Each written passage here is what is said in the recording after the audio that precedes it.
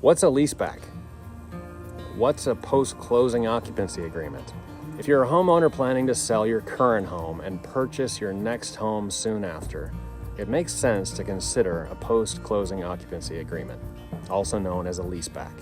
Here's a quick overview of what it is and how it works. Now, this is not legal advice. It's an option. It's an option buyers and sellers are finding helpful in a busy real estate market. It's not legal advice.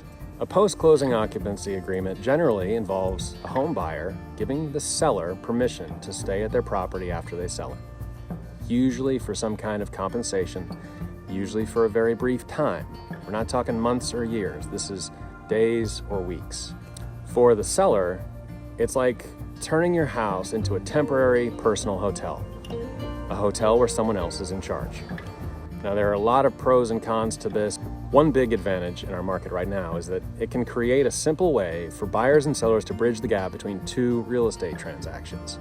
It can help avoid the needless hassles and uncertainties of same-day back-to-back closings, and it can minimize the risk of being tied up with unexpected delays. It can seem a little like the seller becomes a renter in their own house. They're not a renter. A key distinction of most post-closing occupancy agreements. Everyone agrees this is not a lease. It is not a rental. Why not? Here in South Carolina, like many states, there's a bunch of laws specific to landlord-tenant relationships and agreements. That's a long story for another video. Short version, in a post-closing occupancy agreement, everyone accepts that this is not a rental or a lease. It's merely occupancy. For more information on how and why, talk to an attorney. Post-closing occupancy usually also involves terms and conditions of the occupancy as well. Will the seller pay up front, on a daily basis or weekly basis? Who's paying the utility bills? What about personal property on site? What about pets? The post-closing occupancy agreement can help you set expectations for other things like housekeeping, maintenance, repairs. You also have a written understanding of more complicated scenarios and how they'd be handled.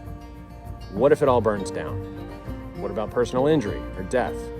Even though this is not a lease or a rental, it's still life, and all kinds of crazy stuff comes into play. Liability, indemnification, insurance, enforcement, remedies and resolutions are all generally easier to be aware of and agreed up front.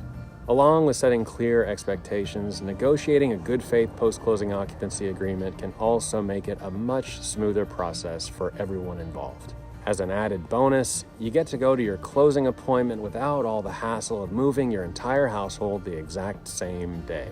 My seller clients just closed on the sale of their property in Bluffton this week with a post-closing occupancy agreement. They sold their house, and then through pre-agreed terms with their really gracious new owners, they went back and got to stay at their old house a couple extra days to balance out their schedules with the logistics of a much less frantic move to their new place.